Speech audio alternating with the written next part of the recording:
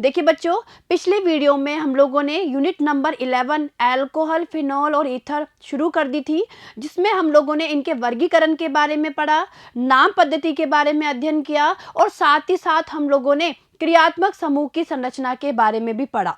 और देखिए, आज हम लोग स्टार्ट करेंगे अल्कोहल और फिनॉल के विरचन की विधियां। तो देखिए बच्चों, ध्यान दीजिएगा।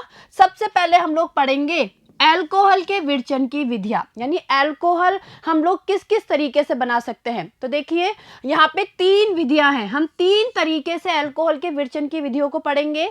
देखिए ध्यान दीजिएगा बच्चों, पहला हम लोग पढ़ेंगे एल्कीनो से, कि किस तरीके से एल्कीनो के माध्यम से अल्कोहल का निर्माण किया जाता है।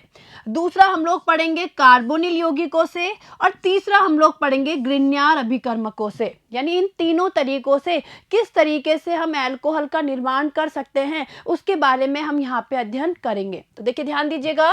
देखिए बच्चों, पहला है एल्कीनो से। देखिए एल्कीनो से कैसे बनाएंगे, समझने की कोशिश करना। देखिए, एल्कीनो से निम्न तरह से अल्कोहल का निर्माण किया जा सकता है। देखिए बच्चों, जो एल्कीन होते हैं, एल्कीनो से निम्न तरीके से अल्कोहल का निर्माण किया जा सकता है, जिसमें पहला तरीका है अम्ल उत्प्रेरित जल योजन द्वारा। देखिए ध्यान दीजिए, अम्ल उत्प्रेरित जल योजन द्वारा। देखिए क्या होता है, एल्कीन तनु अम्ल उत्प्रेरक की उपस्थिति में जल से क्रिया करके अल्कोहल बनाती है। देखिए बच्चों, ध्यान दीजिएगा कि जो एल्कीन होती है वो तनु अम्ल उत्प्रेरक की उपस्थिति में जब जल से क्रिया करती है तो क्या बनता है, अल्कोहल बनता है। तो देखिए यहाँ पे ये क्या है, एल्कीन है। देखिए बच्चों, एल्कीन है और एल्कीन की अभिक्रिया हम करवा रहे हैं जल से, H2O से। ये लीजिए, अम्ल उत्प्रेरक की उपस्थिति में अभिक्रिया हो रही है।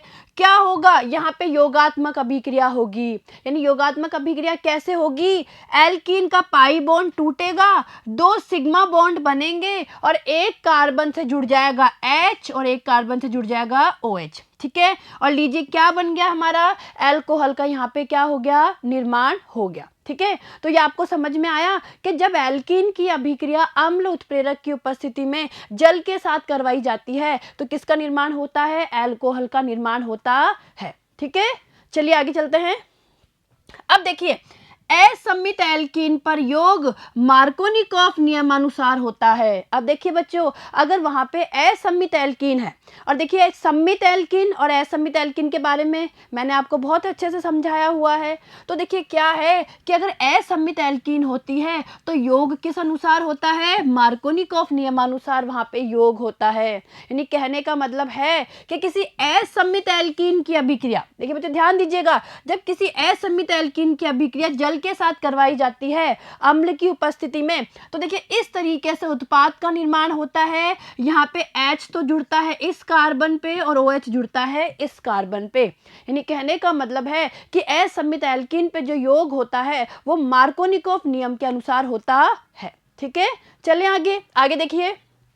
अब देखिए, हम इस अभिक्रिया की क्रियाविधि के बारे में पढ़ेंगे कि किस तरीके से यह अभिक्रिया संपन्न होती है। तो देखिए, यह अभिक्रिया 3 पद में संपन्न होती है। देखिए बच्चों, ध्यान दीजिएगा कि जो ये अभिक्रिया होती है वो 3 पदों में संपन्न होती है। तो देखिए फर्स्ट स्टेप क्या है, पद 1 क्या है, देखिए H3O+। देखिए बच्चों, इसको कहते हैं हाइड्रोनियम आयन। क्या बोलते हैं, हाइड्रोनियम आयन। अब ये कैसे बनता है अभी मैं समझाऊंगी, एक बार हम लोग पढ़ लेते हैं कि फर्स्ट स्टेप में क्या होता है। देखिए, हाइड्रोनियम के इलेक्ट्रॉन रागी आक्रमण के द्वारा एल्कीनो के प्रोटोनन से, प्रोटोनन को प्रोटोनीकरण भी कह सकते हैं, तो प्रोटोनन से कार्बोकेटायन बनता है। तो देखिए बच्चों, पहले स्टेप में क्या होता है, यहाँ पे कार्बोकेटायन का निर्माण होता है। अब देखिए बच्चों, जो H3O+ है इसको बोला जाता है हाइड्रोनियम आयन। क्या बोला जाता है, हाइड्रोनियम आयन। अब ये कैसे बनता है, देखिए जो जल होता है H2O, जब जल H+ के साथ क्रिया करता है तो देखिए ये क्या बन जाता है, हाइड्रोनियम आयन बन जाता है। देखिए बच्चों, समझने की कोशिश करना। ये देखिए इस तरीके से ये हमारा क्या है, जल है। ठीक है, और जल के पास में ये क्या है, एकांकी इलेक्ट्रॉन युग्म है। जब ये H+ से क्रिया करेगा तो इन एकांकी इलेक्ट्रॉन युग्मों की सहायता से H+ यहाँ जुड़ जाएगा। देखिए ये O और यहाँ जुड़ गया ये H, ये भी H, ये भी H। अब केवल इसके पास ये एक ही एकांकी इलेक्ट्रॉन युग्म रह गए और ऑक्सीजन पे आ गया प्लस आवेश। ठीक है, तो इसे कहा जाता है हाइड्रोनियम आयन। क्या कहते हैं? Hydronium ion. ठीक है, तो देखिए क्या होता है, सबसे पहले हाइड्रोनियम आयन का निर्माण होता है। हो गया हाइड्रोनियम आयन का निर्माण।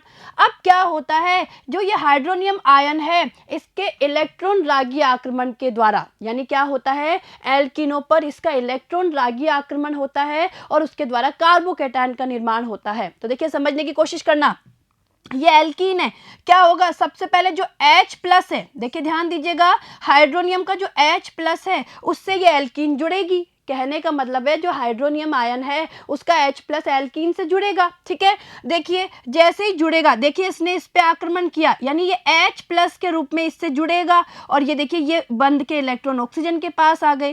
कहने का मतलब है कि ये जल का अणु, देखिए बच्चों ये जल का अणु तो ऐसे कैसे बाहर निकल गया और जो H प्लस है वो H प्लस इससे क्या हो गया, आके जुड़ गया। क्लियर है, जैसे ही देखिए यहाँ पे H जुड़ गया, ठीक है, तो इस एक कार्बन पे क्या आ गया, प्लस आ गया, यानी ये क्या बन गया बच्चों, ये यहाँ पे कार्बोकैटायन बन गया। क्या बन गया, कार्बोकैटायन। देखिए बच्चों समझने की कोशिश करिए, मैं वापस समझा रही हूँ, इसे हम इस तरीके से भी समझा सकते हैं कि ये कोई एल्कीन है। देखिए बच्चों ध्यान दीजिए, कोई एल्कीन है। अब आप लोगों को पता है कि जब ये पाई बॉन्ड इधर शिफ्ट होंगे किसी भी एक कार्बन पे, तो देखिए क्या होता है, एल्कीन पे इस पे तो आ जाएगा माइनस और इस पे आ जाएगा प्लस। ठीक है, और यहाँ पे जो H प्लस है, देखिए ये जो H प्लस है भाई, ये जो हाइड्रोनियम आयन में जो H प्लस जुड़ा हुआ है वो इस कार्बन से आके जुड़ जाएगा। तो देखिए इस तरीके से, देखिए बच्चों मान लीजिए इस वाले कार्बन से H प्लस आके जुड़ गया, तो देखिए ये क्या बन गया, ये कार्बोकैटायन का क्या हो गया, निर्माण। ठीक है, तो क्या होता है, इस तरीके से यहाँ पे पहली स्टेप में कार्बोकैटायन का निर्माण होता है। ठीक है, तो यहाँ तक की बात समझ में आई। वापस देखिए बच्चों, मैं आपको वापस क्रियाविधि समझा देती हूँ कि ये जो अभिक्रिया की क्रियाविधि है वो 3 पद में पूरी होती है। और पहले पद में देखिए सबसे पहले तो क्या होता है, जो जल होता है, जल H प्लस आयन के साथ जुड़ के हाइड्रोनियम आयन बनाता है और ये हाइड्रोनियम आयन क्या करता है, एल्कीनों पर इलेक्ट्रॉन रागी आक्रमण करता है और उसके द्वारा कौन जुड़ता है भाई, एल्कीन से H प्लस जुड़ जाता है। हाइड्रोनियम आयन में जो H प्लस है वो इस एल्कीन से जुड़ जाता है, जल का अणु बाहर निकल जाता है और जब H प्लस एल्कीन से जुड़ जाते हैं तो कार्बोकैटायन का क्या होता है, निर्माण होता है।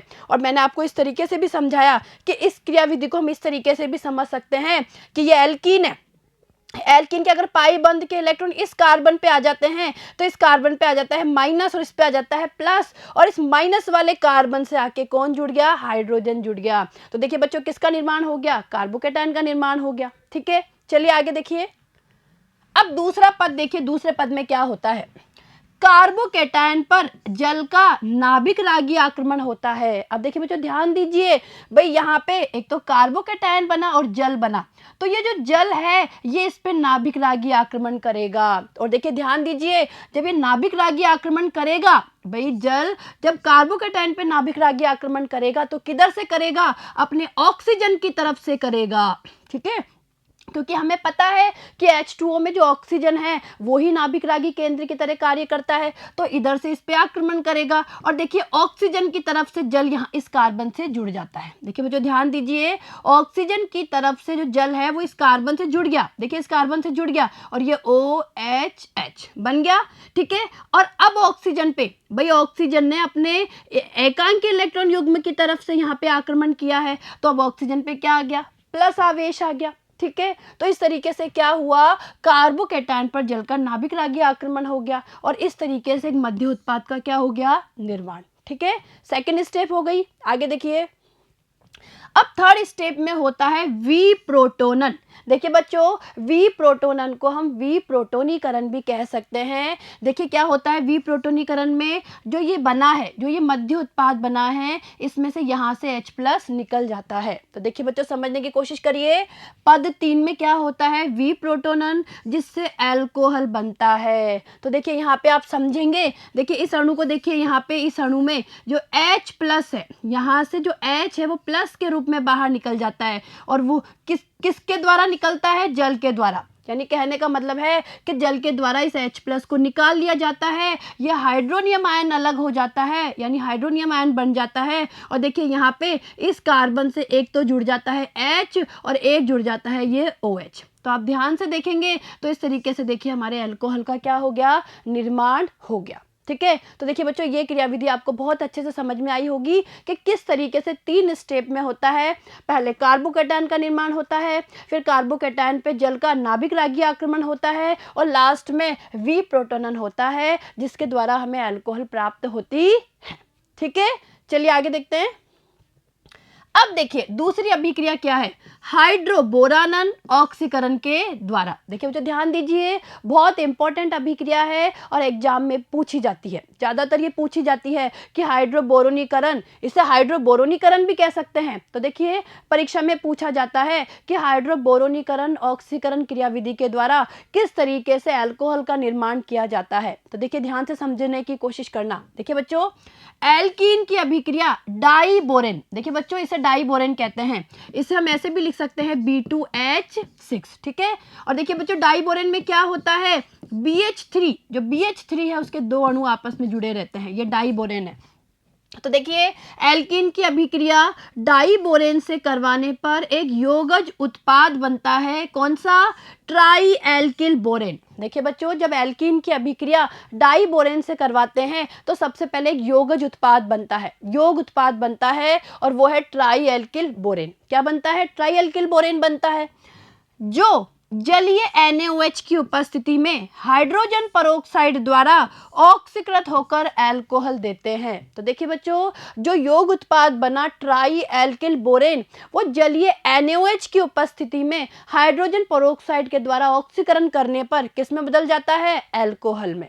तो देखिए हम इसकी रिएक्शन देख लेते हैं। देखिए ध्यान दीजिएगा, ये एल्कीन है, एल्कीन की अभिक्रिया करवा रहे हैं हम लोग डाइबोरेन के साथ में। देखिए बच्चों समझने की कोशिश करिए, एल्कीन है और एल्कीन की अभिक्रिया करवा रहे हैं डाइबोरेन के साथ में, योगात्मक अभिक्रिया होगी। ठीक है, कहने का मतलब है कि कार्बन कार्बन के बीच में जो पाई बंध है वो टूटेगा, यहाँ पे योग होगा। लीजिए भाई क्या होगा, एक कार्बन पे जुड़ गया H और इस पे जुड़ गया BH2। ठीक है, आगे देखिए फिर ये जो बना हुआ हमारा बोरोहाइड्राइड है, जो ये बना हुआ एल्किल बोरोहाइड्राइड है, ये दोबारा अभिक्रिया करेगा एल्कीन से, यानी इस एल्कीन के अणु से दोबारा अभिक्रिया करेगा। ठीक है, अब देखिए क्या होगा, इस पूरे अणु का, देखिए बच्चों समझने की कोशिश करना, इस पूरे अणु का इस पे, इस कार्बन और इस कार्बन पे क्या होगा, योग होगा।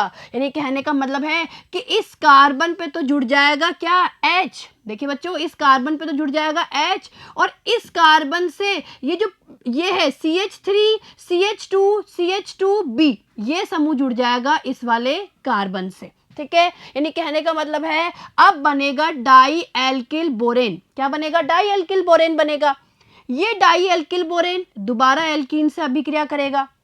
ध्यान दीजिए बच्चों, जो डाई एल्किल बोरेन बना ये दोबारा एल्कीन से अभिक्रिया करेगा और ये बन गया योग उत्पाद ट्राई एल्किल बोरेन। क्या बन गया, ये बन गया ट्राई एल्किल बोरेन। ठीक है, ये ट्राई एल्किल बोरेन है। अब देखिए बच्चों ये जो ट्राई एल्किल बोरेन बना है, यहाँ तक की अभिक्रिया कहलाती है हाइड्रोबोरोनीकरण, या इसे हाइड्रोबोरोनन भी कहा जाता है। ठीक है, इस अभिक्रिया को अगर आप ध्यान से देखेंगे तो आप क्या देखेंगे कि जब एल्किल की अभिक्रिया डाइबोरेन से करवाते हैं तो बोरोन का जो हाइड्रोजन है, यानी एक एक हाइड्रोजन हटता जाता है और हाइड्रोजन की जगह क्या होता जाता है, ये जो एल्किल समूह है वो जुड़ती जाती है। तो देखिए यहाँ पे समझने की कोशिश करना, भाई जो हमारा BH3 है, ठीक है BH3 है, तो अगर आप ध्यान से देखेंगे बोरोन ट्राईहाइड्राइड की अगर हम लोग बात करें तो देखिए बोरोन ट्राईहाइड्राइड का एक एक हाइड्रोजन हटता जाएगा और एक एक हाइड्रोजन की जगह क्या जुड़ती जाएगी, ये जो एल्कीन है ये एल्किल रूप में जुड़ती जाएगी। और ये देखिए क्या बन गया, ट्राई एल्किल बोरेन बन गया। क्या बन गया, ट्राई एल्किल बोरेन बन गया। ठीक है, यहाँ तक की कहानी समझ में आई। भाई क्या हो रहा है, जो हमारा BH3 है, जो BH3 है, देखिए इसे हम ऐसे भी तो लिख सकते हैं BH3 और ये ट्वाइस, ये डाइबोरेन होता है। तो देखिए इसमें क्या हो रहा है, जब एल्कीन की अभिक्रिया हम इससे करवा रहे हैं BH3 के 2 अणुओं के साथ में करवा रहे हैं। देखिए बच्चों ध्यान दीजिए, देखिए क्या हो रहा है, जब एल्कीन की अभिक्रिया हम BH3 के साथ में करवा रहे हैं तो बोरोन का एक एक हाइड्रोजन हटता जा रहा है और उसकी जगह पे एल्किल समूह जुड़ता जा रहा है और ये क्या बन गया, ट्राई एल्किल बोरेन का क्या हो गया, निर्माण हो गया। अब इस ट्राई एल्किल बोरेन का हम लोग करवाएंगे ऑक्सीडेशन। ठीक है, ऑक्सीकरण करवाएंगे। और ऑक्सीकरण किससे करवाएंगे? जलीय NaOH। देखिए ध्यान दीजिएगा, ऑक्सीकरण करवाते हैं जलीय NaOH की उपस्थिति में हाइड्रोजन पेरोक्साइड के साथ। तो देखिए जलीय NaOH की उपस्थिति में जब हाइड्रोजन पेरोक्साइड के साथ हम इसका ऑक्सीकरण करवाएंगे तो देखिए क्या होगा, हमें 3 अणु प्राप्त होंगे, किसके? प्रोपेन 1 ओल के। और देखिए बच्चों क्या होगा, ऑक्सीकरण करवाने पर हमें प्रोपेन 1 ओल यानी 3 अणु प्राप्त होंगे प्रोपेन 1 ओल के, और ये हमारा बाहर निकल जाएगा H3BO3। देखिए इसे ऐसे भी बोल सकते हैं हम, H3BO3। ये अणु हमारा क्या हो जाएगा? बाहर निकल जाएगा। ठीक है, तो आई ये समझ में आपको क्रियाविधि। चलिए आगे चलें, चलिए आगे देखिए। अब देखिए द्विबंध पर बोरेन का योग इस प्रकार होता है कि बोरोन परमाणु sp2 संकृत उस कार्बन परमाणु से जुड़ता है जिस पर पहले से ही अधिक हाइड्रोजन परमाणु उपस्थित होते हैं। तो देखिए बच्चों, अगर हम द्विबंध पर बोरेन के योग को ध्यान से देखें तो हम ये देखेंगे कि बोरोन परमाणु sp2 संकृत उस कार्बन परमाणु से जुड़ता है जिस पे कि हाइड्रोजन परमाणु की संख्या अधिक है। तो देखिए आप देख सकते हैं यहाँ पे, भाई यहाँ पे तो जुड़ रहा है हाइड्रोजन और यहाँ जुड़ रहा है BH2। तो बोरोन किससे जुड़ रहा है? Boron carbon carbon double bond के उस कार्बन से जुड़ रहा है जिस पे हाइड्रोजन की संख्या ज्यादा है। ठीक है, आया समझ में? चलिए अगली अभिक्रिया देखिए। अब हम पढ़ेंगे कार्बोनिल यौगिकों से। देखिए जो दूसरा मेथड था अल्कोहल बनाने का, उसका हम अध्ययन करेंगे, और ये है कार्बोनिल यौगिकों से किस तरीके से अल्कोहल बनाया जा सकता है। देखिए बच्चों ध्यान से समझने की कोशिश करना इसे। देखिए पहला देखिए एल्डिहाइड एवं कीटोन के अपचयन द्वारा। देखिए बच्चों ध्यान दीजिए, एल्डिहाइड एवं कीटोन उत्प्रेरक की उपस्थिति में हाइड्रोजन के योग, देखिए उत्प्रेरक की उपस्थिति में हाइड्रोजन के योग जिसे कहते हैं उत्प्रेरकीय हाइड्रोजनीकरण। क्या कहा जाता है? उत्प्रेरकीय हाइड्रोजनीकरण द्वारा संगत अल्कोहल का निर्माण करते हैं। सामान्यतः सूक्ष्म विभाजित धातुएं जैसे प्लेटिनम, पैलेडियम या निकेल उत्प्रेरक का कार्य करती है। तो देखिए ध्यान देने वाली बात है कि एल्डिहाइड और कीटोन का जब उत्प्रेरकीय हाइड्रोजनीकरण किया जाता है तो उससे भी हमें अल्कोहल प्राप्त होती है। और यहाँ पे कौन कौन सी धातुएं हैं जो उत्प्रेरक की तरह काम में ली जाती है? वो है प्लेटिनम, पैलेडियम या निकेल। ठीक है, चलिए आगे देखिए।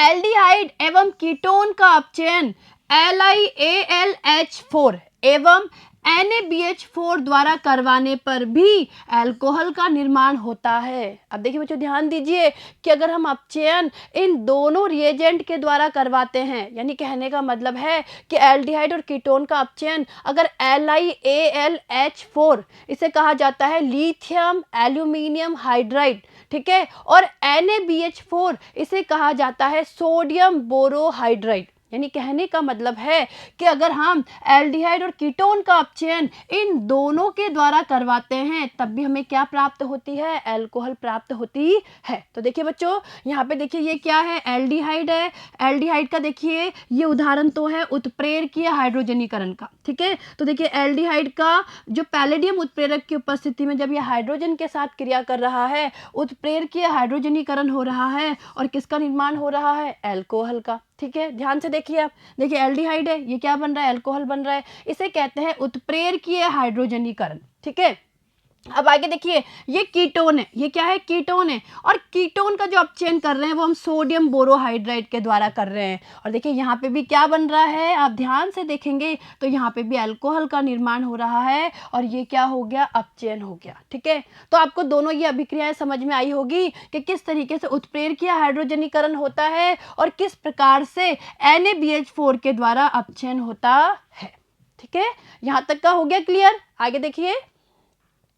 अब देखिए कार्बोक्सिलिक अम्लों तथा एस्टरों के अपचयन द्वारा। अब देखिए बच्चों ध्यान देने वाली बात है, अब हमें ये पढ़ना है कि किस तरीके से कार्बोक्सिलिक अम्ल और एस्टर के अपचयन से भी हम लोग अल्कोहल का निर्माण कर सकते हैं। तो देखिए ध्यान दीजिए, कार्बोक्सिलिक अम्ल LiAlH4 यानी लिथियम एल्यूमिनियम हाइड्राइड जैसे प्रबल अपचायक द्वारा अपचयित होकर प्राथमिक अल्कोहल बनाते हैं। देखिए बच्चों जो कार्बोक्सिलिक अम्ल होते हैं उनका अगर अपचयन हम लोग लिथियम एल्यूमिनियम हाइड्राइड द्वारा करते हैं, और देखिए ये क्या है? प्रबल अपचायक है। जो लिथियम एल्यूमिनियम हाइड्राइड है ये क्या है? प्रबल अपचायक है।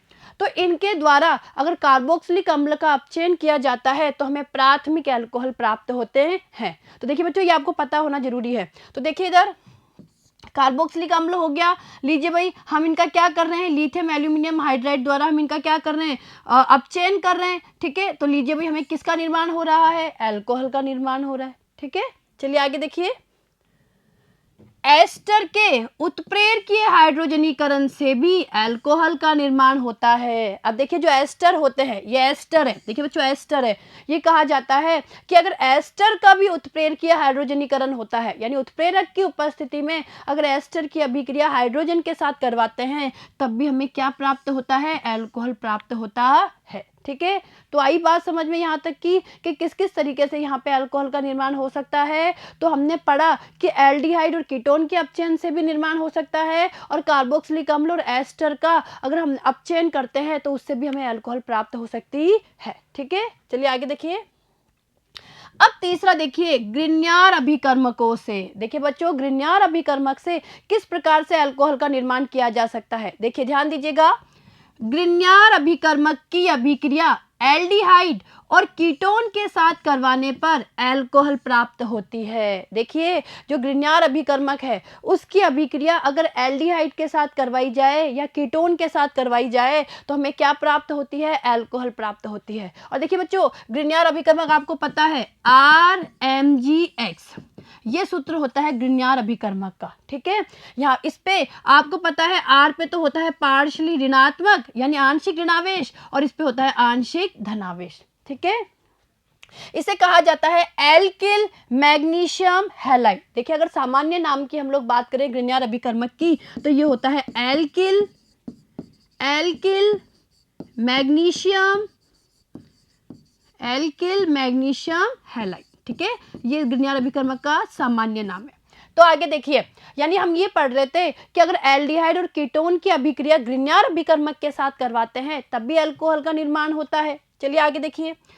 इस अभिक्रिया के प्रथम चरण में कार्बोनिल समूह पर ग्रिग्नार्ड अभिकर्मक के नाभिक रागी के संयोजन से यौग उत्पाद बनता है।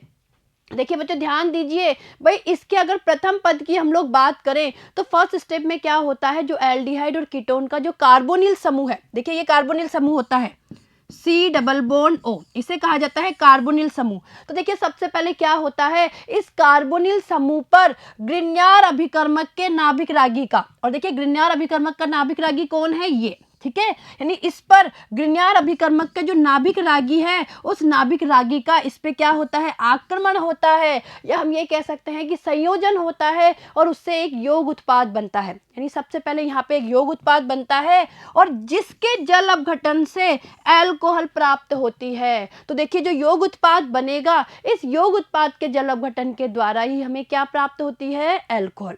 तो देखिए हम लोग एक बार इसकी अभिक्रिया समझ लेते हैं। देखिए बच्चों ध्यान दीजिएगा, देखिए ये कोई कार्बोनिल यौगिक है। देखिए बच्चों, क्या है, कार्बोनिल यौगिक है, और ये RMgX ये क्या है, ये हमारा ग्रिग्नार्ड अभिकर्मक है। ठीक है, अब देखिए ग्रिग्नार्ड अभिकर्मक का जो ये R है, बच्चों ध्यान दीजिएगा, ये ग्रिग्नार्ड अभिकर्मक का जो R है, जो नाभिक रागी केंद्र है, ये आक्रमण करता है किस पे, इस कार्बन पे।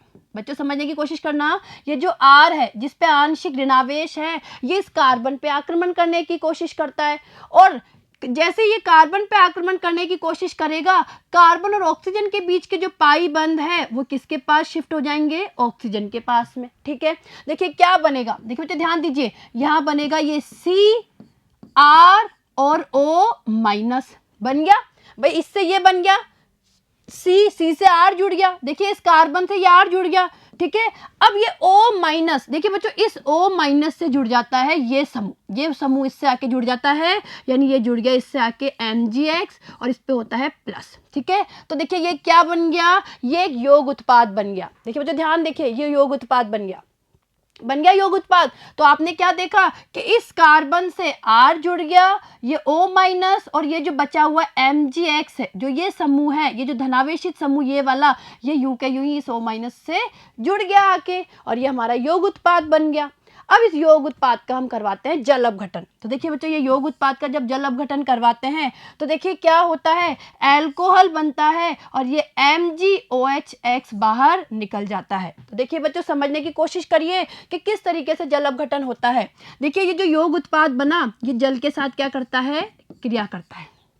ठीक है, हमें पता है जल टूटता है H+ और OH-। तो देखिए यहाँ पे क्या होता है, ये MgX, ये जो MgX+ का है और ये जल का जो OH- है, ये आपस में क्रिया करके बाहर निकल जाते हैं। यानी क्या बाहर निकल गया, MgXOH, ये बाहर निकल गया। और देखिए यहाँ पे H आके जुड़ गया, जो ये H+ है। देखिए जल का जो H+ के रूप में है, भाई हम ऐसे कह सकते हैं कि ये तो प्लस के रूप में और ये OH- के रूप में, तो ये MgXOH ये तो बाहर निकल गया। और ये जो H+ है, ये इस O- से जुड़ के इसने किसका निर्माण कर लिया, इसने एल्कोहल का क्या कर लिया, निर्माण।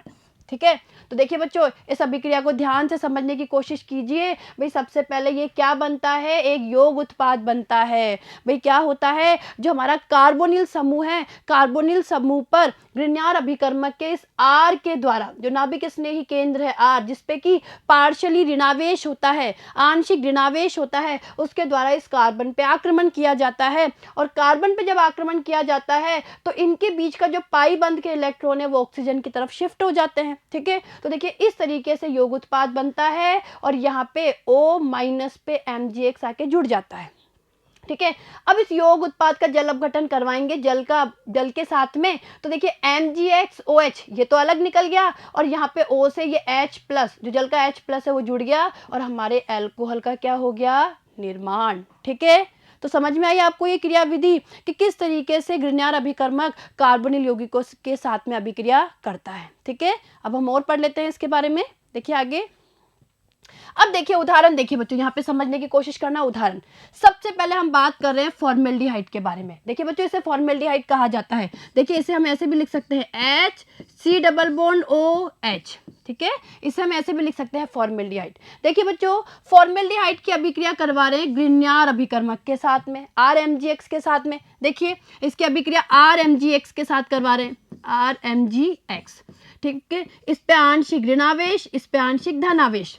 क्या होगा, अरे भाई इस कार्बोनिल समूह के कार्बन पे ये आक्रमण करेगा ना, ये आक्रमण करेगा और ये पाई बंध के इलेक्ट्रॉन इधर शिफ्ट हो जाएंगे। तो देखिए क्या योग उत्पाद बना, HCH, यहाँ जुड़ गया R, यहाँ O- पे माइनस है और O- से ये MgX जुड़ गया, ये MgX+ इससे आके जुड़ गया, तो ये योग उत्पाद बन गया। देखिए ध्यान देखिए, देखिए बच्चों ध्यान से, ये योग उत्पाद बन गया योग उत्पाद। देखिए अब इस योग उत्पाद का हम करवाएंगे जल अपघटन। देखिए योग उत्पाद का जल अपघटन करवाएंगे तो MgXOH बाहर निकल जाएगा और ये RCH2OH, देखिए RCH2OH यानी प्राथमिक अल्कोहल का क्या होगा, निर्माण। तो देखिए बच्चों यहाँ पे एक समझने की बात है कि जब ग्रिग्नार अभिकर्मक की अभिक्रिया फॉर्मेल्डिहाइड के साथ करवाई जाती है तो हमेशा 1 डिग्री अल्कोहल यानी प्राथमिक अल्कोहल का क्या होता है, निर्माण होता है। ठीक है, और ये MgXOH बाहर निकल गया। क्लियर है, कितनी आसान क्रिया विधि थी। आगे देखिए दूसरा, देखिए ये एल्डिहाइड है। देखिए इसे हम ऐसे भी लिख सकते हैं RC+OH। ठीक है, अब एल्डिहाइड की अभिक्रिया करवा रहे हैं हम लोग ग्रिग्नार अभिकर्मक के साथ में। लीजिए भाई, हम इससे करवा रहे हैं R-MgX। ठीक है, इस पे पार्शियली ऋणावेश, इस पे पार्शियली धनावेश। ठीक है, ये क्या होगा, ये इस कार्बन पे आक्रमण करेगा। देखिए क्या योग उत्पाद बना, RCH, ये पाई इलेक्ट्रॉन इधर शिफ्ट होंगे तो O- इधर जुड़ गया R- और इससे आके जुड़ गया MgX+। क्लियर है यहाँ तक का। अब देखिए ये योग उत्पाद बन गया। देखिए ध्यान से देखिए, ये योग उत्पाद बन गया। अब इसका हम करवाएंगे जल अपघटन, इसकी अभिक्रिया करवाएंगे जल से। तो आपको पता है MgXOH ये बाहर निकल गया, MgXOH तो बाहर निकल गया और ये क्या बन गया, RCR- H और इससे जुड़ गया OH। ये हमारे अल्कोहल का क्या हो गया, निर्माण। तो देखिए बच्चों समझने की कोशिश करिए, यहाँ पे क्या बना, 2 डिग्री अल्कोहल बना। क्या बना, 2 डिग्री अल्कोहल। तो देखिए बच्चों, जब ग्रिग्नार्ड अभिकर्मक की अभिक्रिया एल्डिहाइड के साथ करवाई जाती है तो हमें 2 डिग्री अल्कोहल यानी द्वितीयक अल्कोहल प्राप्त होता है। ठीक है, तो आपको ये अंतर समझ में आया कि जब ग्रिग्नार्ड अभिकर्मक की अभिक्रिया, देखिए जब ग्रिग्नार्ड अभिकर्मक की अभिक्रिया हम लोगों ने फॉर्मेल्डिहाइड के साथ करवाई तब तो हमें प्राप्त हुआ 1 डिग्री अल्कोहल। क्या प्राप्त हुआ, 1 डिग्री अल्कोहल। और जब ग्रिग्नार्ड अभिकर्मक की अभिक्रिया हम लोगों ने एल्डिहाइड के साथ करवाई तो हमें प्राप्त हुआ 2 डिग्री अल्कोहल। ठीक है, तो ये अंतर आपको पता होना जरूरी है। चलिए आगे देखते हैं। अब देखिए कीटोन के साथ अभिक्रिया, देखिए बच्चों ध्यान दीजिए, कीटोन को हम इस तरीके से लिख सकते हैं, ये हमारा क्या हो गया, कीटोन हो गया। और कीटोन की अभिक्रिया करवा रहे हैं ग्रिग्नार्ड अभिकर्मक के साथ में। लीजिए भाई RMgX के साथ में, आपको पता है इस पर पार्शियली ऋणावेश, इस पे पार्शियली धनावेश। ठीक है, ये इस पे क्या करेगा, आक्रमण करेगा और देखिए इस तरीके से योग उत्पाद बनेगा। ये इलेक्ट्रॉन इधर आ जाएंगे, O माइनस Mgx प्लस, ये यहाँ आके जुड़ गया ये R और इससे जुड़ गया ये R डैश। ठीक है, ये हमारा क्या बन गया, ये एक योग उत्पाद बन गया। अब इस योग उत्पाद का जब जल अपघटन करेंगे तो देखिए MgXOH बाहर निकल जाएगा। लीजिए भाई MgXOH ये बाहर निकल गया और क्या बन गया, RCR डैश ROH। ये हमें क्या प्राप्त हो गया, अल्कोहल। तो देखिए बच्चों ध्यान दीजिए कि जब ग्रिग्नार्ड अभिकर्मक की अभिक्रिया आप लोगों ने कीटोन के साथ करवाई तो हमें 3 डिग्री अल्कोहल प्राप्त हुआ। क्या प्राप्त हुआ, 3 डिग्री अल्कोहल यानी तृतीयक अल्कोहल हमें मिला। तो देखिए बच्चों, ये जो हम लोगों ने कार्बोनिल यौगिकों के साथ में, या हम ये कह सकते हैं कि कार्बोनिल समूह के साथ में जो हम लोगों ने ग्रिग्नार्ड अभिकर्मक की अभिक्रिया देखी, ये आपको समझ में आई होगी और आपको ये भी क्लियर हो गया होगा कि जब ग्रिग्नार्ड अभिकर्मक की अभिक्रिया फॉर्मेल्डिहाइड के साथ करवाते हैं तो हमें प्राप्त होता है प्राथमिक अल्कोहल। जब ग्रिग्नार्ड अभिकर्मक की अभिक्रिया एसिटाल्डिहाइड के साथ करवाते हैं, या ये कह सकते हैं ग्रिग्नार्ड अभिकर्मक की अभिक्रिया किसी एल्डिहाइड के साथ करवाते हैं तो हमें प्राप्त होता है क्या, 2 डिग्री अल्कोहल। और जब ग्रिग्नार्ड अभिकर्मक की अभिक्रिया हम लोग कीटोन के साथ करवाते हैं तो हमें प्राप्त होता है 3 डिग्री अल्कोहल। तो देखिए बच्चों, आप लोगों को ये अभिक्रियाएं बहुत अच्छे से समझ में आ गई होगी और आपको ये क्लियर हो गया होगा कि जब फॉर्मेल्डिहाइड के साथ में ग्रिग्नार्ड अभिकर्मक की अभिक्रिया करवाते हैं तो हमें प्राथमिक अल्कोहल प्राप्त होते हैं और जब एल्डिहाइड के साथ में ग्रिग्नार्ड अभिकर्मक की अभिक्रिया करवाते हैं तो हमें द्वितीयक अल्कोहल प्राप्त होते हैं और जब ग्रिग्नार्ड अभिकर्मक के साथ में कीटोन की अभिक्रिया करवाते हैं तो हमें तृतीयक अल्कोहल प्राप्त होते हैं। ठीक है, तो देखिए बच्चों ये बहुत आसान अभिक्रियाएं हैं, आप इन अभिक्रियाओं की प्रैक्टिस करिए और तीर के निशान बना के, ये एरो बना के कि कौन कहाँ पे शिफ्ट हो रहा है, कौन से इलेक्ट्रॉन किधर जा रहे हैं और कौन किस पे आक्रमण कर रहा है। और अगर आपको ये क्रियाविधि अच्छे से समझ में आ गई तो आपको कहीं भी इस अभिक्रिया को लिखने में परेशानी नहीं होगी। ठीक है, चलिए आगे देखिए। अब हम लोग पढ़ेंगे फिनोल के विरचन की विधियां। देखिए बच्चों ध्यान दीजिएगा, अब हम लोग फिनोल के विरचन की विधियों के बारे में पढ़ेंगे। देखिए पहला क्या है, हेलोएरिनो से, दूसरा है बेंजीन सल्फोनिक अम्ल से, तीसरा है डाईएजोनियम लवणों से और चौथा है क्यूमीन से। तो देखिए इन चारों अभिक्रियाओं के बारे में हम अध्ययन करेंगे कि किस तरीके से फिनोल का निर्माण किया जाता है। तो देखिए बच्चों, पहला देखिए, पहला है हेलोएरिनो से। देखिए ध्यान दीजिएगा, क्लोरोबेंजीन को NaOH के साथ 623 केल्विन ताप एवं 300 वायुमंडलीय दाब पर गर्म करने पर सोडियम फिनोक्साइड प्राप्त होता है, जिसके अम्लन से फिनोल प्राप्त होता है। देखिए बच्चों ध्यान दीजिए, कहने का मतलब है कि जब क्लोरोबेंजीन की अभिक्रिया NaOH के साथ करवाई जाती है 623 केल्विन ताप पर, देखिए ध्यान दीजिएगा 623 केल्विन ताप पर और 300 वायुमंडलीय दाब पर, तो क्या होता है, सबसे पहले सोडियम फिनोक्साइड प्राप्त होता है। और ये जो सोडियम फिनोक्साइड है इसके अम्लीयकरण से, इसे अम्लीयकरण भी बोल सकते हैं या अम्लन भी कह सकते हैं, तो इसके अम्लीयकरण से यानी जो हमें सोडियम फिनोक्साइड प्राप्त हुआ है इसके अम्लीयकरण से हमें क्या प्राप्त होती है, फिनोल। तो देखिए बच्चों अभिक्रिया को समझने की कोशिश करना, ये हमारा क्या है, क्लोरोबेंजीन है। क्लोरोबेंजीन की अभिक्रिया सोडियम हाइड्रोक्साइड के साथ में यानी NaOH के साथ करवा रहे हैं 623 केल्विन ताप पर और 300 वायुमंडलीय दाब पर। तो देखिए बच्चों क्या होगा, सबसे पहले देखिए बच्चों ये H और ये Cl, ये HCl के रूप में क्या हो जाएंगे, बाहर निकल जाएंगे और हमें प्राप्त होगा सबसे पहले सोडियम फिनोक्साइड। देखिए इसे कहा जाता है सोडियम फिनोक्साइड। बच्चों ध्यान दीजिएगा, जो ये होता है ना, देखिए यहाँ पे एक चीज समझने की कोशिश करना। देखिए बच्चों, ये क्या होता है? फिनोल। ये क्या होता है? फिनोल। ठीक है, अगर फिनोल का हाइड्रोजन निकल जाता है, देखिए अगर H+ के रूप में हाइड्रोजन बाहर निकल जाता है और ये जो बनता है O-, इसे कहा जाता है फिनोक्साइड। इसे क्या कहते हैं? फिनोक्साइड। ये फिनोक्साइड आयन होता है, फिनोक्साइड। और इस फिनोक्साइड आयन से अगर सोडियम जुड़ जाता है तो देखिए क्या बन जाता है? इस तरीके से O-, Na+, इसे कहा जाता है सोडियम फिनोक्साइड। तो देखिए बच्चों, ये क्या है? Sodium phenoxide. तो देखिए यहाँ पे क्या होता है? सबसे पहले HCl बाहर निकलेगा और सोडियम फिनोक्साइड का क्या होगा? निर्माण होगा। ठीक है, अब देखिए क्या होता है, जो ये सोडियम फिनोक्साइड बना है, इसकी अभिक्रिया अगर HCl के साथ करवाते हैं, इसका अम्लीयकरण किया जाता है, तो देखिए ये Na और Cl, ये NaCl के रूप में बाहर निकल जाता है और H यहाँ ऑक्सीजन के पास जुड़ जाती है और ये क्या बन गया? फिनोल। ठीक है, तो ये हमारे फिनोल को बनाने की विधि हो गई।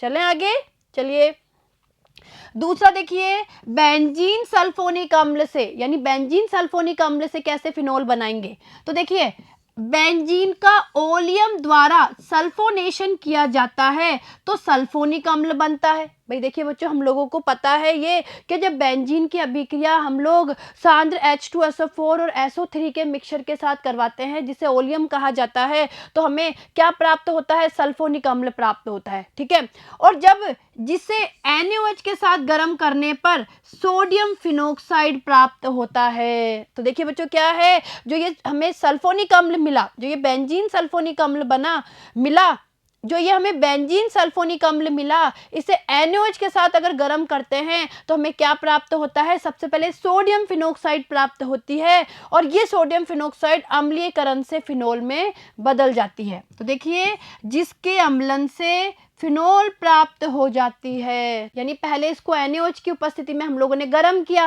पहली स्टेप है ये, और फिर इसका अम्लन किया। तो देखिए बच्चों, जब इस हम लोग सल्फोनिक अम्ल की अभिक्रिया NaOH के साथ करवाएंगे तो सबसे पहले हमें प्राप्त होगा सोडियम फिनोक्साइड। देखिए इस तरीके से सबसे पहले हमें क्या प्राप्त होगा? इस तरीके से सोडियम फिनोक्साइड प्राप्त होगा और इस सोडियम फिनोक्साइड का जब अम्लीयकरण किया जाता है, यानी H+ की उपस्थिति में जब इसका अम्लन किया जाता है, तो अम्लन के द्वारा हमें क्या प्राप्त होगी? फिनोल। ठीक है, तो देखिए ये इसकी क्या हो गई? अभिक्रिया हो गई कि किस तरीके से बेंजीन सल्फोनिक अम्ल की अभिक्रिया NaOH के साथ में करवाने पर और बाद में इसका अम्लीयकरण करने पर हमें फिनोल प्राप्त होती है। ठीक है, आगे देखिए तीसरा, देखिए डाईएजोनियम लवणों के द्वारा। अब देखिए बच्चों, डाईएजोनियम लवणों के द्वारा किस तरीके से फिनोल का निर्माण होता है? देखिए, प्राथमिक एरोमेटिक एमीन की 273 से 278 केल्विन ताप पर नाइट्रस अम्ल से क्रिया करवाने पर डाईओजोनियम लवण बनते हैं। भैया हम लोगों को पता है। देखिए बच्चों ध्यान दीजिए, जो हमारे प्राथमिक एरोमेटिक एमीन होते हैं, जैसे ये प्राथमिक एरोमेटिक एमीन है, इसकी अभिक्रिया अगर हम लोग नाइट्रस अम्ल यानी NaNO2 + HCl के साथ करवाते हैं तो सबसे पहले हमें क्या प्राप्त होता है? डाईएजोनियम लवण। देखिए बच्चों ध्यान दीजिएगा, ये होता है हमारा डाईएजोनियम लवण। ठीक है, और इसको क्या कहेंगे? Diazonium chloride. क्या है ये? डाईएजोनियम क्लोराइड है, ये डाईएजोनियम क्लोराइड है। तो डाईएजोनियम लवण बनते हैं जिसे जल के साथ गर्म करने अथवा तनु अम्लों के साथ क्रिया करवाने पर जल अपघटित होकर फिनोल देते हैं। तो देखिए बच्चों, जो ये डाईएजोनियम लवण बना है, इस डाईएजोनियम लवण को जल के साथ गर्म करने पर या तनु अम्लों के साथ इसकी क्रिया करवाने पर जल अपघटन हो जाता है और क्या बनता है? फिनोल बनता है। तो देखिए अभिक्रिया देखिए इसकी। देखिए बच्चों, ये देखिए एनिलीन है, एनिलीन की अभिक्रिया हम लोग करवा रहे हैं NaNO2 + HCl के साथ में। ठीक है, लीजिए भाई, बेंजीन डाईएजोनियम क्लोराइड बन गया। भाई हम लोगों ने देखा ना भाई, एनिलीन की अभिक्रिया जब नाइट्रस अम्ल से करवाई तो सबसे पहले ये क्या बन गया? डाईएजोनियम लवण बन गया। तो लीजिए भाई, ये सबसे पहले डाईएजोनियम लवण बन गया। क्या नाम है? Benzene diazonium chloride. अब इसको जब जल की उपस्थिति में हम लोग गर्म करते हैं, देखिए ध्यान दीजिएगा, जल की उपस्थिति में गर्म करते हैं या अम्ल की उपस्थिति में करते हैं तो इसका क्या हो जाता है? जल अपघटन हो जाता है।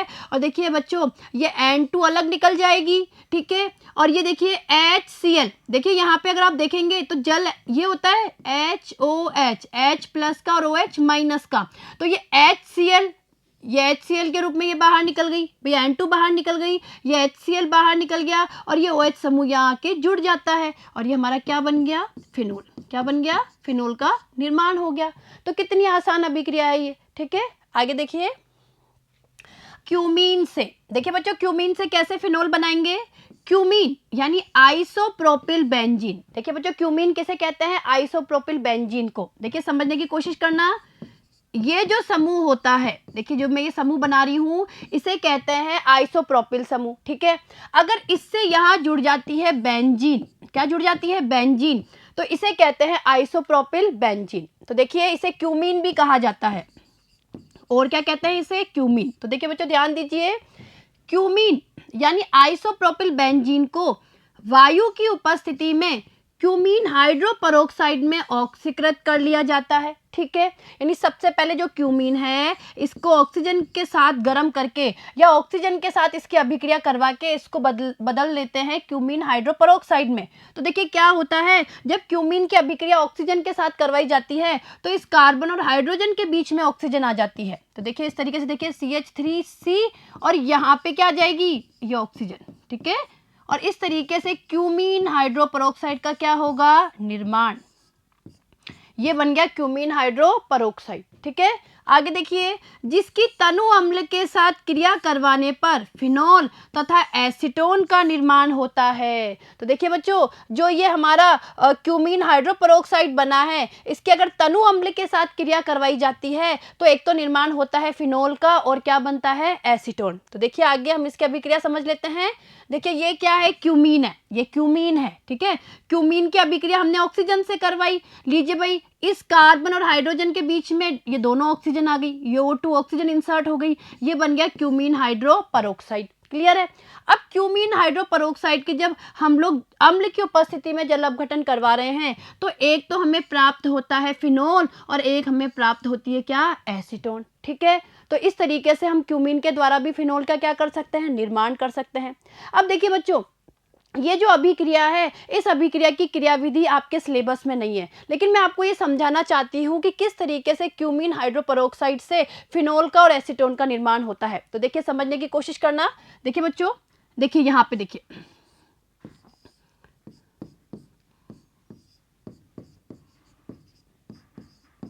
देखिए बच्चों ये मैंने बना दिया क्यूमीन हाइड्रोपरोक्साइड, ठीक है। अब इस क्यूमीन हाइड्रोपरोक्साइड की अभिक्रिया हम करवा रहे हैं अम्ल के साथ में, ठीक है। अम्ल की उपस्थिति में जल अपघटन करवा रहे हैं तो क्या होगा, ये H+ यहाँ आके जुड़ जाएगा। भाई ये जो ऑक्सीजन है, हमें पता है ऑक्सीजन के पास में लोन पेयर ऑफ इलेक्ट्रॉन होते हैं, तो यहाँ पे आके, ठीक है, यहाँ पे आके ये H+ जुड़ गया, ये H+ यहाँ आके जुड़ जाएगा, इस तरीके से यहाँ जुड़ जाएगा। तो देखिए क्या होगा, इस पे आ गया प्लस है। भाई क्यूमीन हाइड्रोपरोक्साइड की जब हम लोग अभिक्रिया या इसका जब हम जल अपघटन अम्ल की उपस्थिति में करवा रहे हैं तो जो H+ है ये इस ऑक्सीजन पे आके जुड़ गया और देखिए इस तरीके से बन गया। अब देखिए यहाँ पे क्या होगा, ये जो फेनिल है, जो फेनिल समूह है ये शिफ्ट होगा, यानी ये फेनिल समूह कार्बन से ऑक्सीजन की तरफ जाएगा, यानी यहाँ से फेनिल समूह से ऑक्सीजन की तरफ जाएगा। तो देखिए बच्चों समझने की कोशिश करना, क्या बना, CH3, ठीक है, और इस ऑक्सीजन पे फेनिल समूह आ गया। भाई ये फेनिल समूह ऑक्सीजन पे आके जुड़ गया, ठीक है। अब ये जब फेनिल समूह इस पे आके जुड़ा है तो देखिए जब ये इस पे आके जुड़ा है तो ये बंध टूट गया और ये इस तरीके से ये जल का अणु क्या हो गया, बाहर निकल गया। तो देखिए बच्चों यहाँ से जल का अणु क्या हो गया, बाहर निकल गया। अरे भाई ये H2O जल का अणु बाहर निकल गया और फेनिल समूह यहाँ पे शिफ्ट हो गया, ठीक है, और इस कार्बन पे आ गया ये प्लस। आई बात समझ में यहाँ तक की। अब ये जो जल है, देखिए जो जल है, जल क्या करेगा, इस कार्बन पे आक्रमण करेगा, ठीक है, यहाँ पे जुड़ेगा। ये देखिए क्या बना, CH3CO, यहाँ पे ये जुड़ा हुआ है फेनिल समूह, ये CH3 और ये यहाँ OHH, ठीक है, और अब इस ऑक्सीजन पे आ गया प्लस, ठीक है बच्चों। अब देखिए बच्चों क्या होगा, यहाँ पे, यहाँ समझने की कोशिश करना। भाई यहाँ पे क्या होता है, इस ऑक्सीजन पे प्लस आवेश को हटाने के लिए ये H+ यहाँ से हटता है और इस ऑक्सीजन पे आके जुड़ जाता है। तो देखिए क्या बना, ये बन गया CH3OH, यहाँ आके जुड़ गया, ये फेनिल समूह जुड़ा हुआ है इससे, ठीक है, और ये देखिए यहाँ पे बच गया OH, बच गया। अब जैसे ही ये हाइड्रोजन यहाँ से यहाँ पे आके जुड़ेगा इस ऑक्सीजन पे, तो ये प्लस आवेश तो हो गया खत्म, ठीक है, और इस ऑक्सीजन पे आ गया ये प्लस आ गया। अब देखिए बच्चों, हमें पता है ये प्लस आवेश हमें खत्म करना है। भाई ऑक्सीजन बहुत विद्युत ऋणी होता है, प्लस आवेश कैसे सहन करेगा? तो क्या होता है, इस बंद के इलेक्ट्रॉनों को लेके, इस बंद के इलेक्ट्रॉनों को ऑक्सीजन लेके ये लीजिए फिनोल के रूप में क्या हो जाता है, अलग। किसके रूप में अलग हो जाता है? फिनोल के रूप में। लीजिए भाई ये फिनोल बन गया, बन गया। जैसे ही ये फिनोल बना, बंद के इलेक्ट्रॉन इसने ले लिए, इस कार्बन पे आ जाता है प्लस, कार्बन पे क्या आ गया, प्लस आ गया।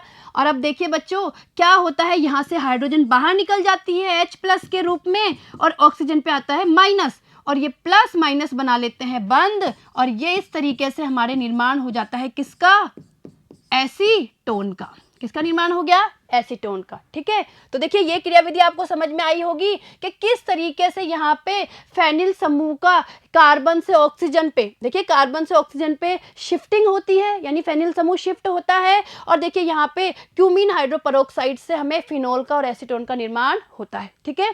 तो ये क्रियाविधि मैंने आपको समझा दी है ताकि आपको ये पता लग जाए कि किस तरीके से यह अभिक्रिया संपन्न होती है, ठीक है।